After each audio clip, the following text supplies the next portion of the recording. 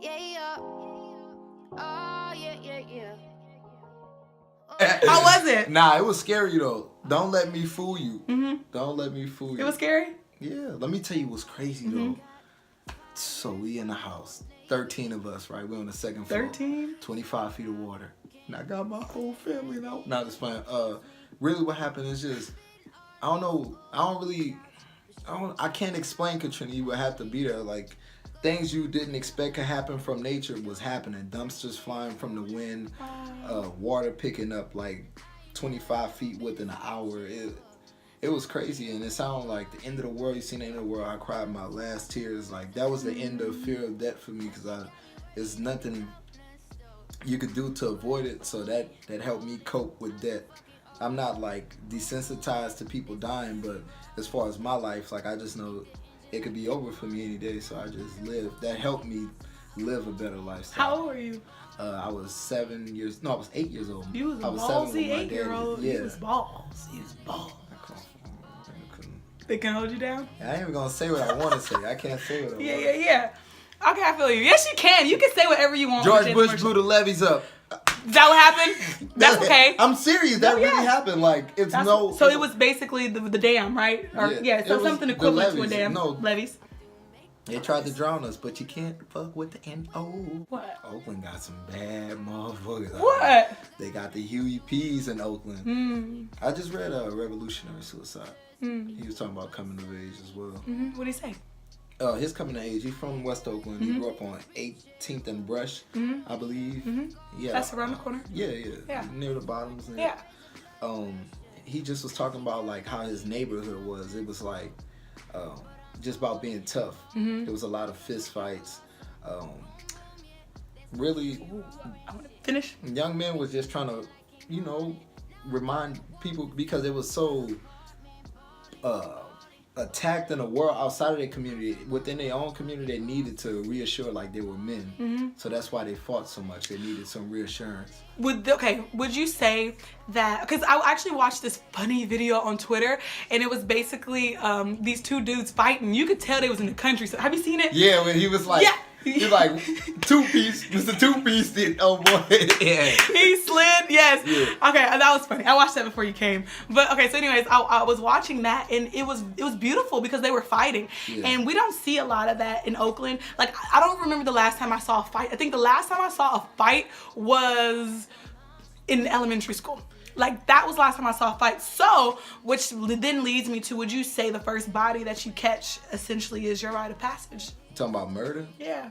Well, I can't speak on that like in too much detail, but yeah, that's definitely, I'm not saying it should be, but that's how it's perceived. Like, it depends on your community, depends on how the ranking work, or your old heads. A lot of these old dudes, they be talking about they hand you the game, but really they're gonna put your ass in a position to be trapped just like them.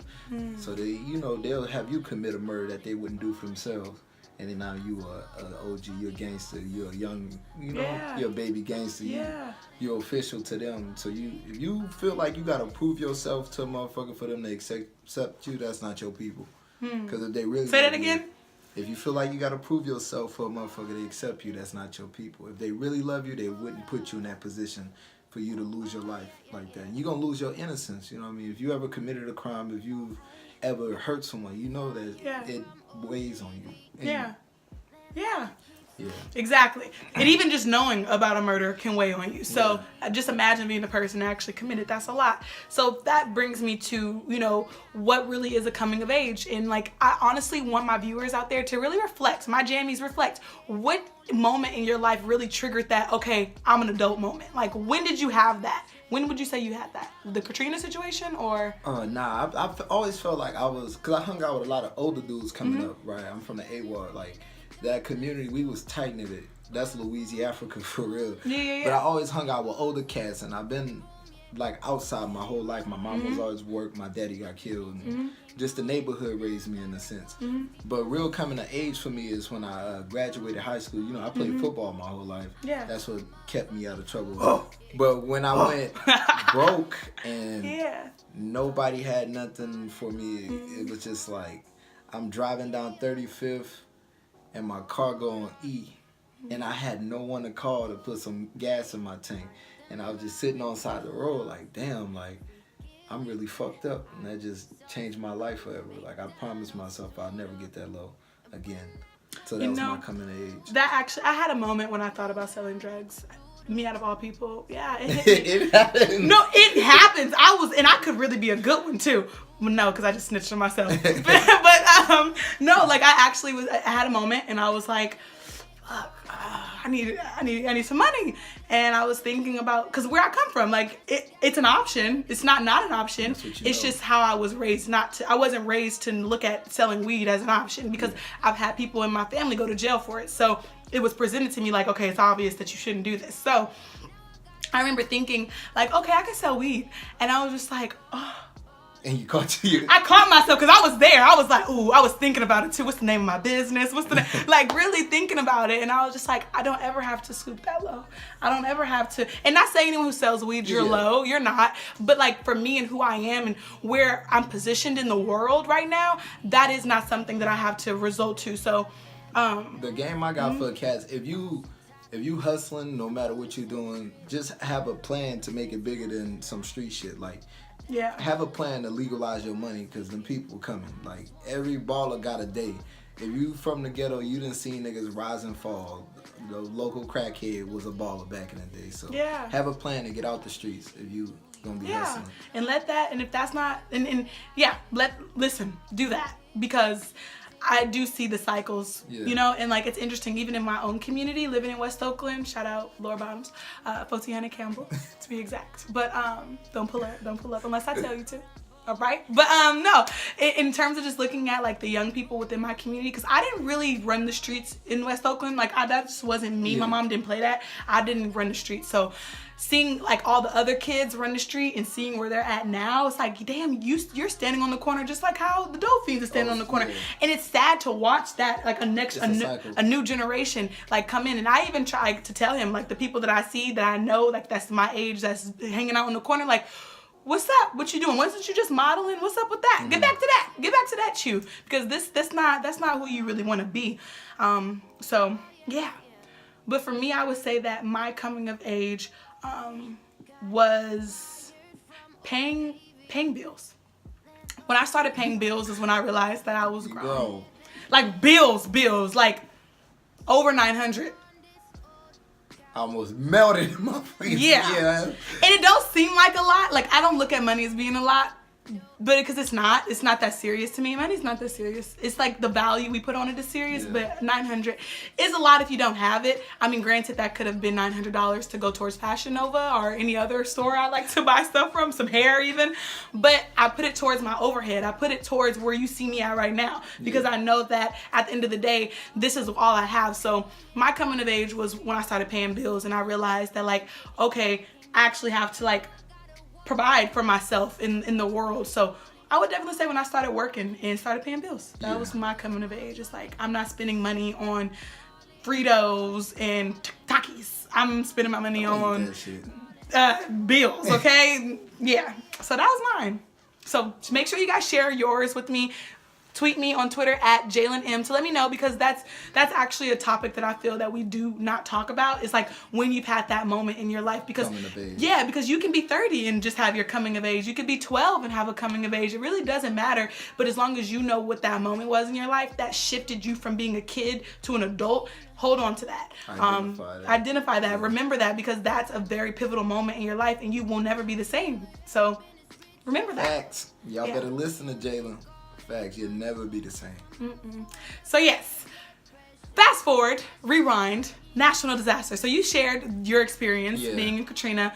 For me, the only national disaster that I feel I've witnessed that I've actually remembered that had an impact on me in my life I would say when I was like, what, maybe like 6 or 7, and the earthquake happened and the bed started shaking. I just stayed. I was like this. I was so scared. My Lord. Yeah, it was one of them. And I was like, I thought the ghost, a spirit was trying to come at me. That was my experience. But needless to say, at the time, I didn't know what to do. So I just laid on the bed and just was like this. But had I known, I probably would have stood in the doorway. Was gonna die. I would have, because I was not prepared. Hey, you better have you don't need a plan to survive. It's to get it going. Yeah. So you the man right now. You just getting caught. Oh, Yeah. That. So that was my experience. Okay, and we're back. So that was my experience with national disaster. It wasn't too severe, but it was a disaster. Yeah. And I experienced it. And you was young. And I was young, but I was not prepared. I wasn't prepared. So, are you prepared for a national disaster? Yeah, I am prepared What mentally. would you, you're I feel mentally like prepared. What it is, I can maintain like rational thought and pandemonium. Yeah. So I'm prepared for that. Like I'm prepared to survive, to do whatever. So you can think through a national disaster. That's good. I won't panic. I promise you, I won't panic. Do you think it was because of the Katrina? Yeah. And just other shit growing up in the neighborhood. Just I've been in weird situations where I had to think and maintain thought and rational thought and real ideas, real plans on the go. So I'm ready. If y'all look, the earthquake kick off, y'all meet me on Seminary Avenue. We're going with you? You the man? Pull up. We're going to meet up over there, go to Mills first, and then Mills? Why are we going to the hills? Mills. Oh, the hills? The hoagie spot. Yeah. You trying to get some food? Yeah, we got to get some food. Come on. Okay, seriously. So what is you have 3 things. You're in a national disaster. 3 things, quick. 3 things, quick. Think. Water. Okay. Whoop, whoop. Flashlight. The house is on fire. Ah! Flashlight. What else? Ah! It's Keys. water. Keys? What do you So mean? we getting in a whip, and we're going to live there for a few days if necessary. So yours is keys, water, and... Wait, keys, water, and a flashlight? Yeah. Okay. My 3. Ah! It's a disaster. I'm thinking. Coco, my dog. Yes.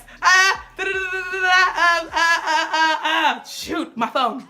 Oh Okay. my God. Oh, and a charger. Oh shit, that's a lot. Okay. You got a charger? I got a charger. No, I don't have a charger. My phone's gonna die. But I got a flashlight and a phone. But not for too long. Yeah, for like 30 minutes because you was just on it, cupcaking. And now I'm on 40%. Exactly. I'm about to grab a charger too. But okay, what else? So I got my dog. I got my phone. No charger. What? Something else I should bring? Like something. I feel like. I think dry socks are important. Some socks. Make sure some you got drawers. Some pants. I will put on 2 pair of pants. Yeah, stay warm. You could never be too warm. Yeah. So 2 pair of pants. My dog. A phone with no charger. Actually, Coco may have to stay. Now that I think about it. You know it's gonna be. Yeah, she. All right. She gonna give us away. Stop talking about Coco. He got jumped by Coco before the show, y'all. But, okay, yeah, Coco may be too much. Coco isn't a necessity. Coco's gonna live without me because she may run down the street and I'm still at the house. She good. I'm not. So let's scratch that. My phone. What was the other one I said I was gonna bring? What was the other one, y'all? 2 pair of pants. 2 pair of pants. How you gonna get 2 pair of pants, though? You just gonna grab them out the closet? No, put one on and put the other one on. Dead. House No. collapse. Oh, that's true. So just, whoa. So Grab, snap. exactly. So, right okay, out. so I'm gonna grab a bag. No, because I don't have a bag Just ready. grab it and go. Just grab and go. So just grab whatever clothes I can and go. My phone and a journal. Because, like, yeah. You got a doc. Actually, my neighbor in the apartments I live in now, somebody threw a Mazatol, a cocktail through their window. I'm not laughing at it. I'm just laughing at it. I'm not laughing at it either. It was just... It's just crazy as hell. Yeah. And then, so my mom, we got this pet monster that's her husband. Yes.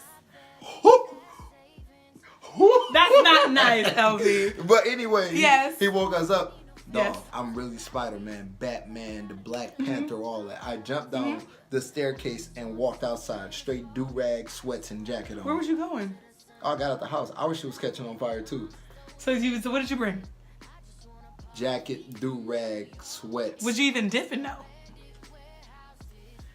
LV, you dipping. You see? Yeah, I don't know if they see you, but hey, look. Wait, build it up a little bit. There you go. You dipping. Hold y'all stomachs, all right? But that's what happened when you survive a fire. But nah. Yeah. It was like, we had a few seconds. Fire is fast. It's with fast? the wind. Yeah. Natural disasters are fucking crazy. Yeah. Water is really strong. Earthquakes, I don't play with earthquakes. Earthquakes, that's God, in my opinion. Because, like, I can't control that. So, essentially, all you have to do is just, like, anything with nature, actually, in my opinion. Like, tornadoes, tsunamis, earthquakes, fires, anything that's natural, it's no longer in my control. Yes, we have firefighters, we have people who are, you know, here to prevent those type of things or to help contain them. But at the end of the day, like anything that has to do naturally, that's a whole nother beast. And because I can't control when an earthquake is gonna stop or when, you know, it's like it's not in my control. So the one natural disaster I'm scared of is an earthquake.